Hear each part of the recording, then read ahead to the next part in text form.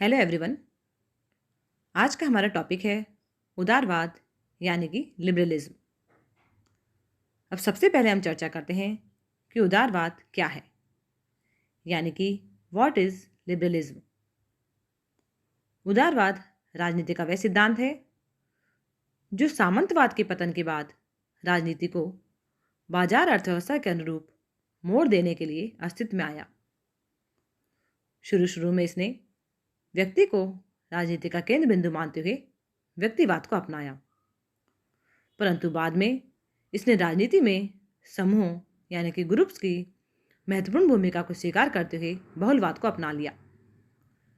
शुरू शुरू में इसने मुक्त बाजार व्यवस्था को सामान्य हित का उपयुक्त साधन मानते हुए राज्य के लिए हस्तक्षेप की नीति का समर्थन किया, परंतु बाद में इसने बाजार व्यवस्था को सामान्य हित के अनुरूप नियमित करने की आवश्यकता स्वीकार करते हुए कल्याणकारी राज्य यानी कि वेलफेयर स्टेट का सिद्धांत अपना लिया।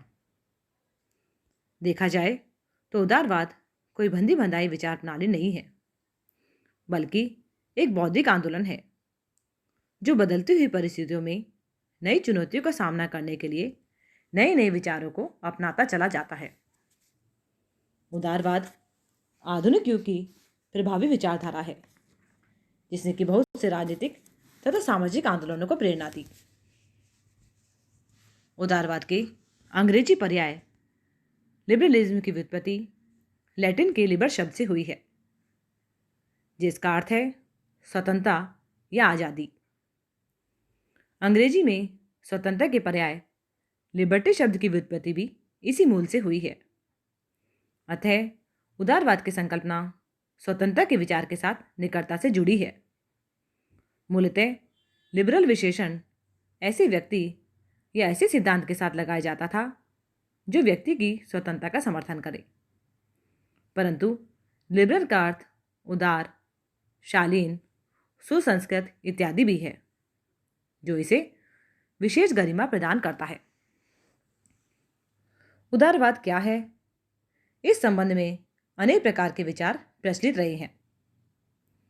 उदारवाद का घर इंग्लैंड रहा है और इंग्लैंड में उदारवाद का उदय अनुदारवाद का विरोध करने वाली एक प्रवृत्ति के रूप में हुआ। इसलिए अनेक व्यक्ति उदारवाद को अनुदारवाद का विलोम तथा प्रगति और परिवर्तन का पर्यायवाची मानते हैं। इसमें संदेह नहीं है कि जब अनुदारवादी ब्रिटेन में लंबे समय से चली आ रही राजनीतिक, सामाजिक, धार्मिक संस्थाओं, परंपराओं और रूढ़ियों को बनाए रखना चाहते थे, तो उस समय उदारवाद के द्वारा सुधार, परिवर्तन और प्रगति का समर्थन किया गया। लेकिन उदारवाद को प्रगति और परिवर्तन का पर्यायवाची नहीं माना जा सकता है, क्योंकि इसके द्वारा हमेशा परिवर्तनों का स्वागत नहीं किया गया है और परिवर्तनों का स्वागत करने के बजाय कुछ अवसर पर इसने विद्यमान व्यवस्था को बनाए रखने का पक्ष लिया है। कुछ व्यक्ति उदारवाद को व्यक्तिवाद का पर्यायवाची मानते हैं, जो कि पूर्णतः सत्य नहीं है। यद्यपि व्यक्तिवाद उदारवाद का अभिन्न अंग है, किंतु दोनों एक ही चीज नहीं है। व्यक्तिवादी विचारधारा व्यक्ति के जीवन में राज्य के हस्तक्षेप को सहन नहीं कर सकती, जबकि आधुनिक युग में उदारवाद ने व्यक्तिवादी दृष्टिकोण से आगे बढ़कर राज्य के सकारात्मक पक्ष को स्वीकार कर लिया है। कुछ विद्वान लोकतंत्र को उदारवाद का पर्यायवाची मान बैठे हैं, जो कि तर्क संगत नहीं है। यह सही है कि दोनों में घनिष्ठ संबंध है, किंतु दोनों एक नहीं है। जहां उदारवाद का आधार स्वतंत्रता है और वे केंद्रीकृत शासन का विरोधी है, वहीं लोकतंत्र का मूल आधार समानता है। सही मायने में उदारवाद में लोकतंत्र और व्यक्तिवादी विचारों का समिश्रण पाया जाता है। उदारवाद में दो प्रमुख मुद्दों पर बल दिया जाता है। एक तो इसमें निरंकुश सत्ता को अस्वीकार करके उसकी जगह मनुष्य की स्वतंत्रता पर आधारित व्यवस्था स्थापित करने का लक्ष्य सामने रखा जाता है। दूसरे, इसमें व्यक्ति के व्यक्तित्व की स्वतंत्र अभिव्यक्ति की मांग की जाती है। आज उदारवाद, व्यक्तिवाद, लोकतंत्र तथा समाजवाद के मिश्रण के रूप में विकसित एक पूंजीवादी वर्ग की विचारधारा कही जा सकती है। उदारवाद के मूल सिद्धांत या लक्षण, यानी कि फंडामेंटल्स ऑफ लिबरलिज्म।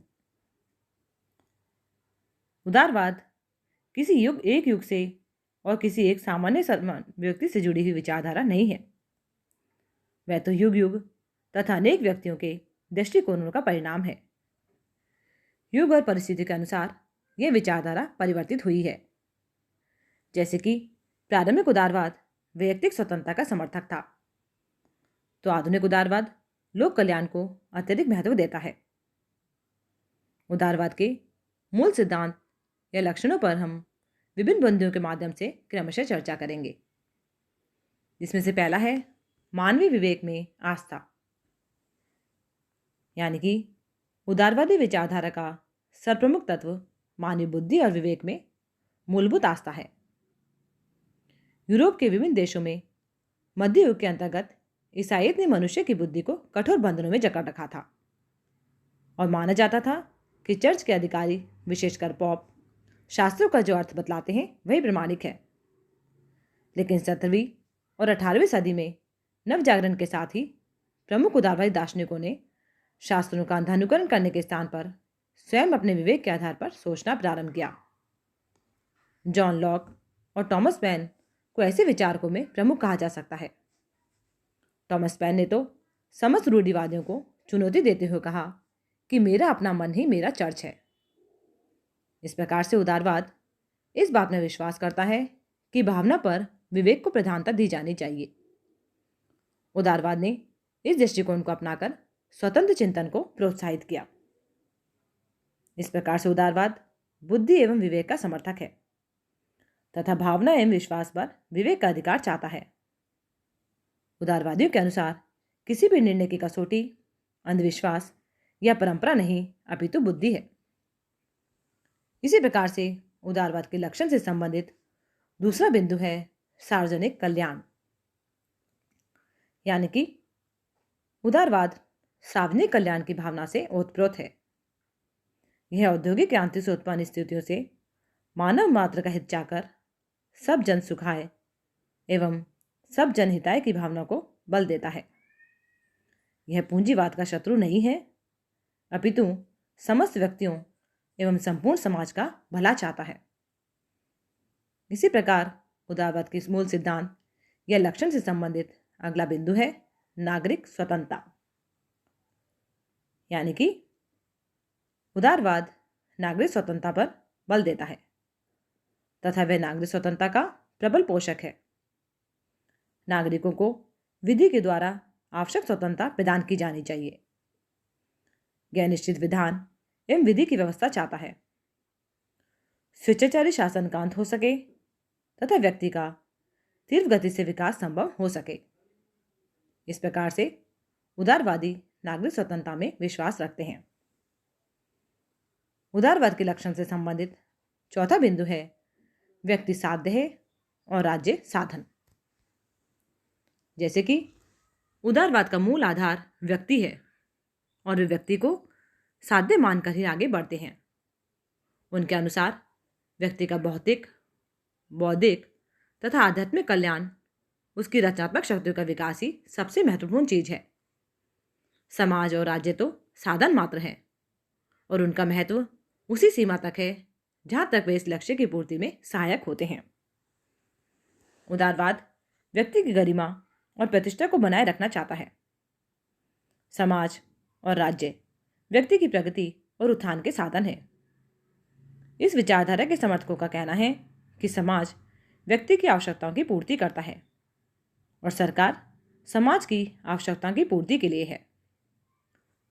उदारवाद के लक्षण से संबंधित जो अगला बिंदु है वह है इतिहास तथा परंपराओं का विरोध, यानी कि उदारवाद मानवीय विवेक में विश्वास करता है और किसी भी ऐसे विचार, संस्था या सिद्धांत को स्वीकार करने के लिए तैयार नहीं है जो कि बुद्धि संगत ना हो, चाहे वह कितना ही पुराना क्यों ना हो और चाहे उसे कितना ही पवित्र क्यों न समझा जाता रहा हो। उदारवाद का विश्वास रहा है कि यदि प्रगति के लिए इतिहास तथा परंपराओं के प्रति विद्रोह किया जाना आवश्यक हो तो इस प्रकार का विद्रोह अवश्य ही किया जाना चाहिए। उनके प्रभाव के कारण ही 19वीं सदी में इंग्लैंड के जीवन के हर क्षेत्र में महत्वपूर्ण परिवर्तन हुए। उदारवादी सदैव ही विद्यमान व्यवस्था के विरोधी नहीं रहे हैं और आज तो वे बहुत सीमा तक विद्यमान राजनीतिक और आर्थिक व्यवस्था को बनाए रखने के पक्ष में हो गए हैं।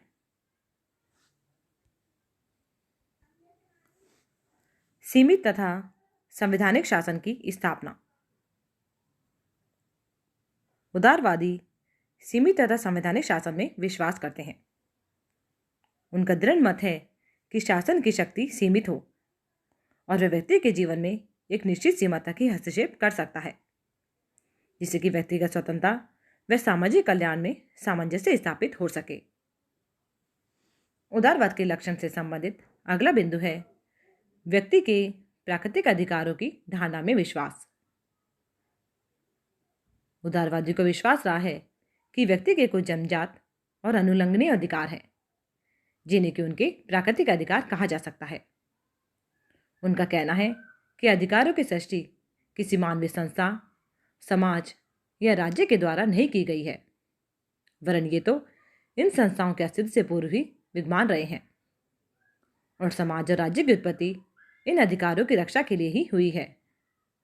इस संबंध में लॉक का प्राकृतिक अधिकारों का सिद्धांत विशेष प्रसिद्ध है, जिसके अनुसार व्यक्ति के 3 प्रमुख अधिकार जीवन, संपत्ति और स्वतंत्रता के अधिकार हैं। नेक्स्ट बिंदु है उदारवाद के लक्षण से संबंधित शासकीय स्वेच्छाचारिता का विरोध और कानून की प्रधानता का प्रतिपादन। यानी कि उदारवादी शासकीय स्वेच्छाचारिता का विरोध करते हैं और कानून की प्रधानता पर बल देते हैं। उदारवाद अपने स्वभाव से ही शासकीय स्वेच्छाचारिता का विरोध करता है और इस बात का प्रतिपादन करता है कि शासन में व्यक्ति के नहीं वरन कानून की प्रधानता होनी चाहिए। शासन वर्ग भी इन कानूनों को मानने के लिए उतनी ही सीमा तक बाध्य होना चाहिए जितनी सीमा तक शासित वर्ग। यदि शासक वर्ग मनमानी करता है और जनता के हितों पर ध्यान नहीं देता, तो ऐसी स्थिति में जनता को अत्याचारी शासन के विरुद्ध विद्रोह का अधिकार प्राप्त हो जाता है। लेकिन इसके साथ ही उदारवाद की धारणा है कि परिवर्तन हेतु शांतिपूर्ण और वैधानिक उपाय ही अपनाए जाने चाहिए। उदारवाद के लक्षण या मान्यता से संबंधित अगला बिंदु है लोकतांत्रिक पद्धति का समर्थन। लोकतांत्रिक पद्धति का समर्थन उदारवाद का अंतिम किंतु सबसे अधिक महत्वपूर्ण विचार कहा जा सकता है।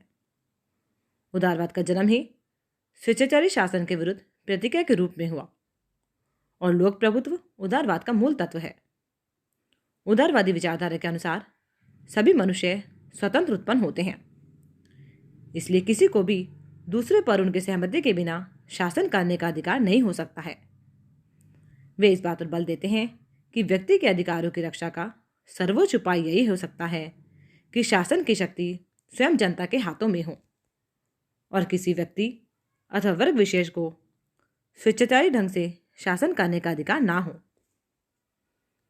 इसी प्रकार से जो अगला बिंदु है वह है धर्मनिरपेक्ष राज्य का आदर्श।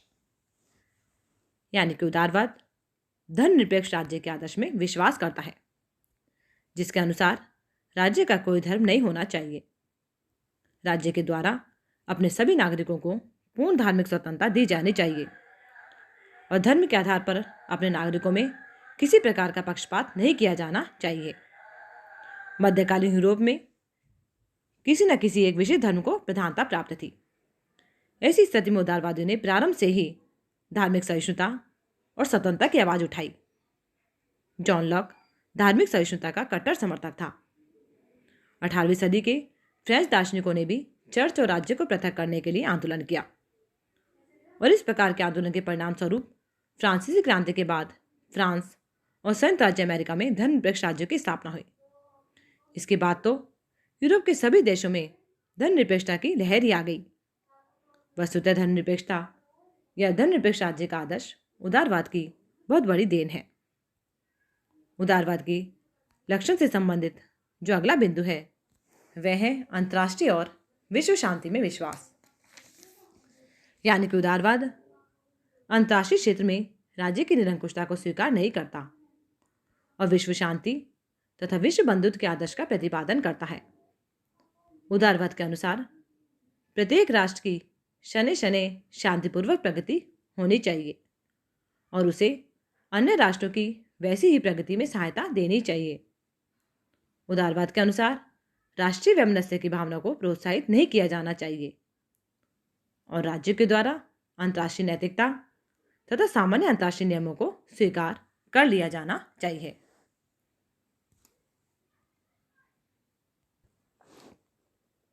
आज के इस लेक्चर में बस इतना ही। अगले लेक्चर में हम उदारवाद पर ही आगे चर्चा करेंगे। धन्यवाद।